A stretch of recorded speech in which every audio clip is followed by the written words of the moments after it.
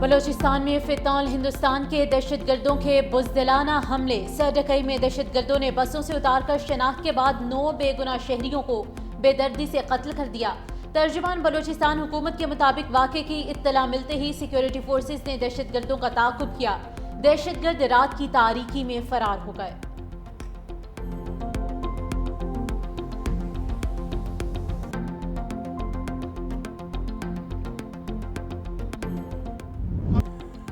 باپ کے جنازے میں شرکت کے لیے دنیا پور آنے والے 2 بھائی بھی فتنال ہندوستان کے دہشت گردوں کی سفاکیت کا نشانہ بن گئے۔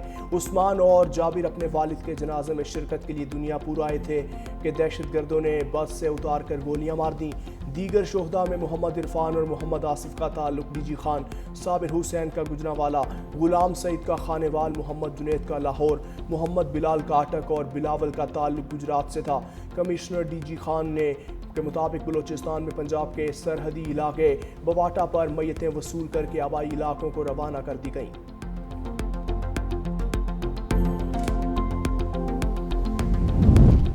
صدر اور وزیر اعظم کی بلوچستان کے علاقے سرڈکئی میں مسافروں کے قتل کی شدید مذمت۔ صدر آصف علی زرداری کا کہنا ہے کہ دہشت گرد کسی رعایت کے مستحق نہیں۔ وزیر اعظم شہباز شریف کہتے ہیں کہ بے گناہ افراد کے خون کا بدلہ لیا جائے گا، دہشت گردی کے ناسور کو جڑ سے اکھاڑ کر دم لیں گے۔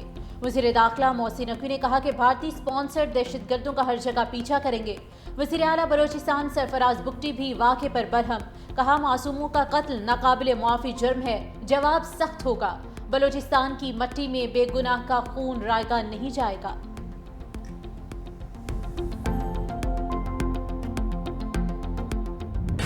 دنیا بھارت کے توسیع پسندانہ عزائم اور ہندوتوا انتہا پسندی کے خطرناک رجحانات سے بدظن ہوتی جا رہی ہے۔ فیلڈ مارشل کا 2 ٹوک پیغام۔ فیلڈ مارشل عاصم منیر کی زیر صدارت کور کمانڈرز کانفرنس۔ کہا 2 طرفہ فوجی کشیدگی میں کسی تیسرے فریق کو شامل کرنا بھارت کی بلاک پولیٹکس کو فروغ دینے کی بے بنیاد کوشش ہے۔ اس کوشش کا مقصد بھارت کا خطے میں نیٹ سیکیورٹی پرووائیڈر کے خود ساختہ کردار کو گمراہ کن طور پر پیش کرنا ہے۔ فورم نے کہا بھارتی حمایت یافتہ اور سپانسرڈ پروکسیز کے خلاف ہر سطح پر فیصلہ کن اور جامع کارروائیاں جاری رکھنا ناگزیر ہوگا۔ پہلگام واقعے میں واضح شکست کے بعد بھارت اب فتنہ الخارج اور فتنہ ہندوستان کی پروکسیز کے ذریعے مذموم ایجنڈے کو آگے بڑھانے کی کوشش کر رہا ہے۔ پاکستان کے عوام کا تحفظ اور سلامتی مسلح افواج کی اولین ترجیح ہے۔ ہمارے شہداء کا خون رائگاں نہیں جائے گا۔ فورم کو آرمی چیف کے تاریخی اور منفرد دورہ امریکہ کے بارے میں بھی بریفنگ۔ آرمی چیف نے ٹرائی سروسز ہم آہنگی کو مزید مضبوط کرنے میں پاک بحریہ اور پاک فضائیہ کی قیادت کو بھی سراہا۔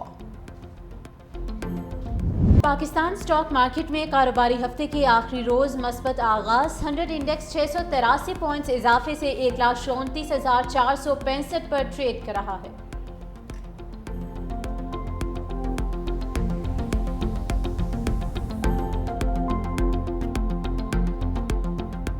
حکومت اور بیوروکریسی نے چینی کی درآمد اور برآمد کو کھیل ہی بنا لیا۔ کبھی برآمد کر دی تو کبھی درآمد کر لی، دونوں صورتوں میں عوام کا ہی نقصان۔ گزشتہ سال وافر ذخیرہ ہونے پر 5 لاکھ ٹن چینی برآمد کی گئی اور اب بڑھتی قیمتوں پر قابو پانے کے لیے 5 لاکھ ٹن درآمد کرنے کا فیصلہ کیا۔ مارکیٹ میں چینی 185 سے 200 روپے فی کلو تک فروخت ہونے لگی۔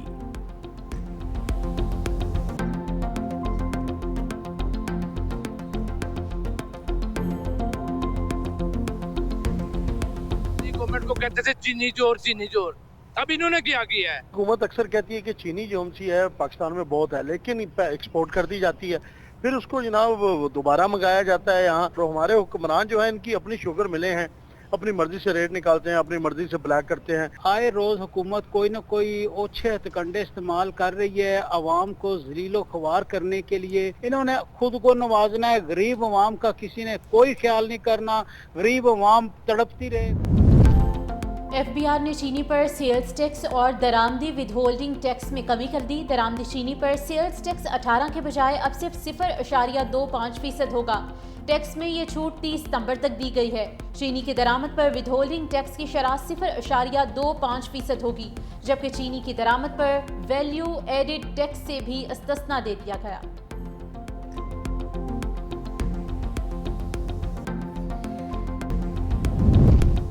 تھر نے بجلی پیدا کر کے علاقے کی معیشت کو بدل دیا، یہ منصوبہ پاکستان کی معیشت کو بھی بدل سکتا ہے۔ وزیر اعلیٰ سندھ مراد علی شاہ کا تقریب سے خطاب، کہا ہم وافر بجلی پیدا کرتے ہیں پھر بھی ہمیں شدید لوڈ شیڈنگ کا سامنا ہے۔ تقریب سے خطاب کرتے ہوئے وزیر توانائی سندھ ناصر حسین شاہ کا کہنا ہے کہ ہم بڑی انڈسٹری کو گرین انرجی پر منتقل کرنا چاہتے ہیں۔ سب سے سستی بجلی تھر کے کوئلے سے پیدا ہو رہی ہے۔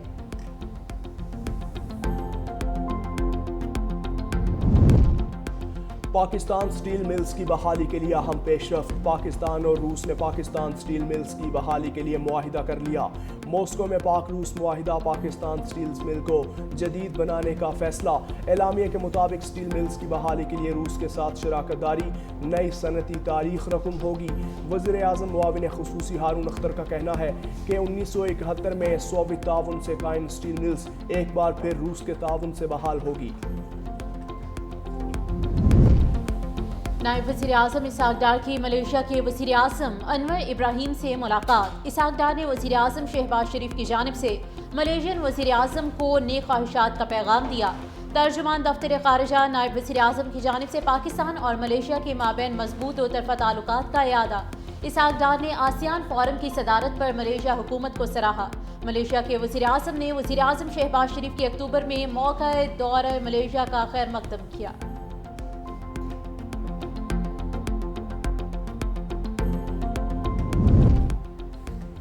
محسن نقوی کی دبئی میں یو اے ای کے نائب وزیر اعظم اور وزیر داخلہ سے ملاقات۔ اماراتی وزارت داخلہ آمد پر محسن نقوی کو پرتپاک استقبال پیش کیا گیا اور گارڈ آف آنر پیش کیا گیا۔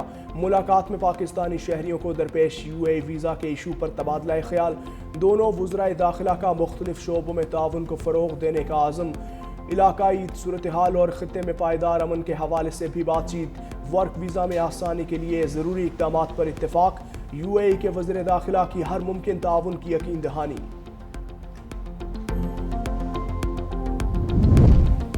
پنجاب اسمبلی میں اپوزیشن کے معطل ارکان کے لیے ایک اور موقع، ایم پی ایس کے خلاف نااہلی ریفرنس میں پیش رفت۔ اسپیکر ملک محمد احمد خان کا معطل ارکان کو ذاتی سماعت کا موقع دینے کا فیصلہ۔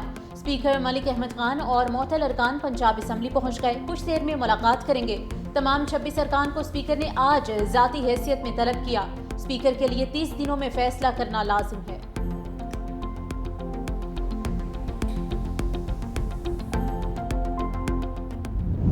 سپریم کورٹ کا پینشن کیس میں پی ٹی سی ایل ملازمین کے حق میں فیصلہ۔ چیف جسٹس یاحییٰ آفریدی اور جسٹس امین الدین خان نے پینشنرز کے حق میں فیصلہ سنایا۔ جسٹس عائشہ ملک نے اکثریتی فیصلے سے اختلاف کیا۔ فیصلے کے مطابق پی ٹی سی ایل کے سابق ملازمین پینشن کے مکمل حقدار قرار، ادارے کے مالی مسائل پینشن کی ادائیگی سے اسے بری و ذمہ نہیں کرتے۔ P T C L pensioners کو 90 دن میں پینشن کی ادائیگی کا شیڈیول مرتب کرے۔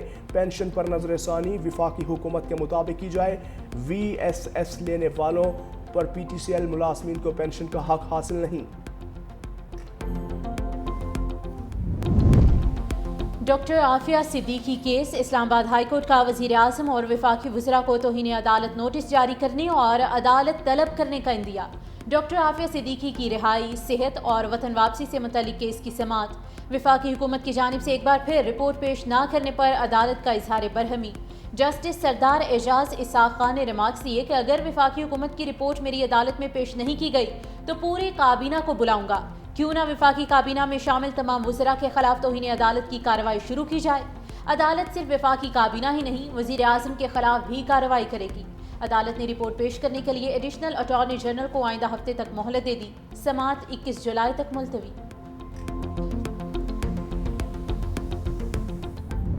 اداکارہ حمیرہ اصغر کی لاش کچھ دیر بعد لاہور پہنچے گی۔ بھائی اور بہنوئی سرد خانے سے لاش وصول کرنے پہنچے۔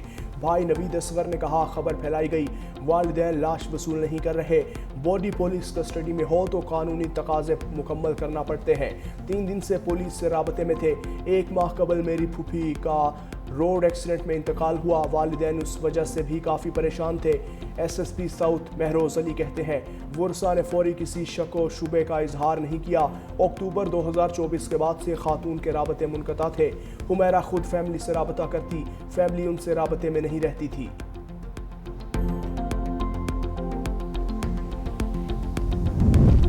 اسلام آباد کے علاقے ماڈل ٹاؤن ہومک کے قریب فیکٹری میں خوفناک آتش زدگی، دھماکے کے بعد آسمان پر گہرے سیاہ بادل چھا گئے۔ 10 سے زائد فائر بریگیڈ کی گاڑیوں نے 3 گھنٹے بعد آگ پر قابو پا لیا۔ ریسکیو حکام کے مطابق آگ ایئر کنڈیشن تیار کرنے والی فیکٹری میں لگی، وجہ معلوم نہ ہو سکی۔ حادثے میں کوئی جانی نقصان نہیں ہوا۔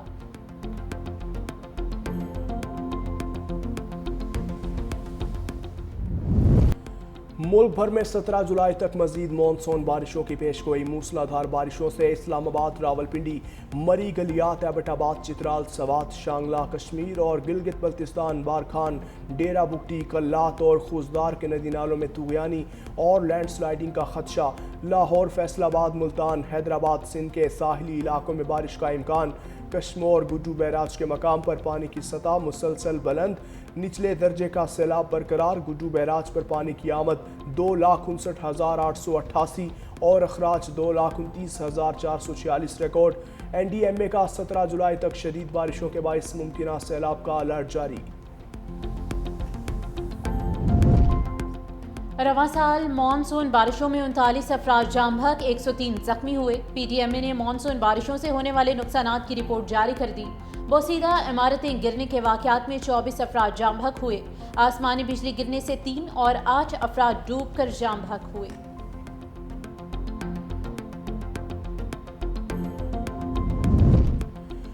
ضلع کرم کے علاقے گندال میں گاڑی گہری کھائی میں جا گری، 7 افراد جاں بحق، 2 شدید زخمی ہو گئے۔ پولیس کے مطابق گاڑی موڑ کاٹتے ہوئے حادثے کا شکار ہوئی۔ ہسپتال میں زیر علاج زخمیوں کی حالت تشویشناک۔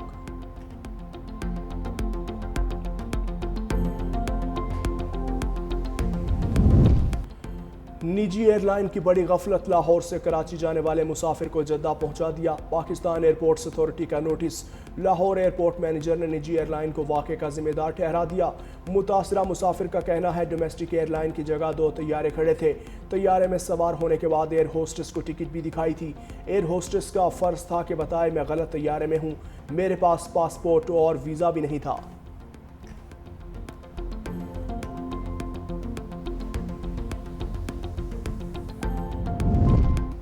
اسپین میں اسرائیلی وزیر اعظم کے خلاف جنگی جرائم کی تحقیقات کا آغاز۔ میڈلین نامی کشتی پر ہونے والے حملے کی وجہ سے کارروائی شروع ہوئی۔ یہ پہلا موقع ہے کسی یورپی عدالت نے اسرائیلی اعلیٰ قیادت کے خلاف براہ راست جنگی جرائم کی تحقیقات کا اعلان کیا ہے۔ اسرائیل کی جانب سے اس معاملے پر کوئی سرکاری بیان سامنے نہیں آیا۔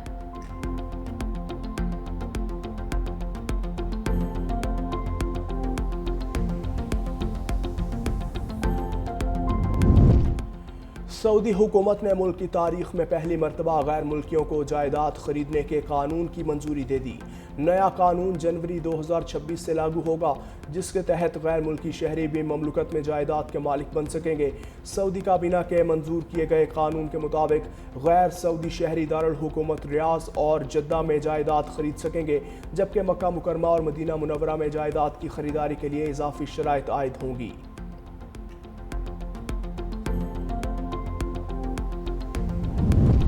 متحدہ عرب امارات کا ملک میں کرپٹو کرنسی کے فروغ کے لیے بڑا اقدام۔ اماراتی ایئر لائن کا ٹکٹ اب کرپٹو کرنسی سے بھی خریدا جا سکے گا۔ اماراتی ایئر لائن کا عالمی کرپٹو حکام سے معاہدہ طے پا گیا۔ معاہدے کے تحت ایئر لائن کے ٹکٹ کی خریداری میں کرپٹو کرنسی کا استعمال ہو سکے گا۔ دبئی کے حکام کے مطابق نہ صرف اماراتی ایئر لائن کے ٹکٹ کی خریداری کے لیے کرپٹو کرنسی قبول ہوگی، بلکہ دبئی ایئرپورٹ پر ڈیوٹی فری میں بھی کرپٹو سے شاپنگ ممکن ہو سکے گی۔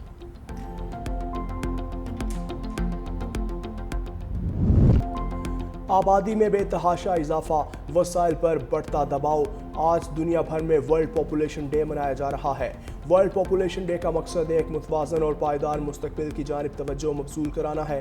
تعلیم، آگاہی اور خاندانی منصوبہ بندی سے ہی اس چیلنج کا حل ممکن۔ آصفہ بھٹو کا ملک بھر کے عوام کو بااختیار بنانے کے لیے قومی سطح پر نئے عزم کا مطالبہ۔ اپنے پیغام میں کہا، آج کا دن اعداد و شمار پیچھے چھپے ہوئے انسانوں کی زندگیوں اور کہانیوں کی یاد دلاتا ہے۔ اس بات کو یقینی بنانا ہوگا کہ ہر ماں صحت مند اور ہر بچہ محفوظ ہو اور ہر خاندان کو ترقی کرنے کا موقع ملے۔ بھارت کی کھیلوں سے دشمنی، آر ایس ایس کی پاکستانی ہاکی ٹیم کو دھمکیاں، سوشل میڈیا پر پاکستانی کھلاڑیوں کی تصاویر لگا کر دھمکانے لگے۔ قومی ہاکی ٹیم کو بھارت میں انٹری کی اجازت، گودی میڈیا کو ایک آنگ نہ بھائی۔ بھارتی میڈیا نے زہر اگلنا شروع کر دیا۔ چیئرمین یوتھ پروگرام رانا مشہود کہتے ہیں بھارت روانگی سے پہلے سیکیورٹی صورتحال کا جائزہ لیں گے، مطمئن نہ ہوئے تو ٹیم کو خطرے میں نہیں ڈالیں گے۔ ایشیا ہاکی کپ 27 اگست سے بھارت میں شروع ہوگا۔